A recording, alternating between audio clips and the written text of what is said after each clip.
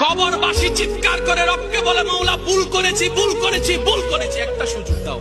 আবার দুনিয়ায় যাব, মাওলা ছাদার ব্যবসা থাকুক আমি নামাজ ছাড়বো না, হাজার চাকরি থাকুক আমি নামাজ ছাড়বো না, মাওলা একটা সুযোগ দাও, একটা সুযোগ দাও, একটা সুযোগ দাও।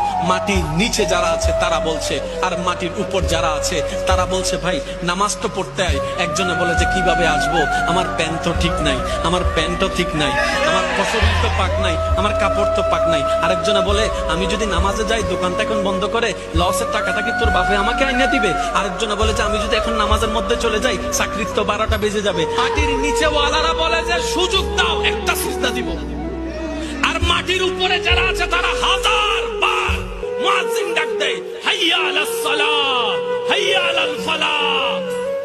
খবর আফসোস আমাদের জন্য।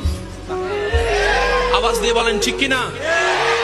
কবরবাসী চিৎকার করে রবকে বলে, মাওলা ভুল করেছি, ভুল করেছি, ভুল করেছি, একটা সুযোগ দাও।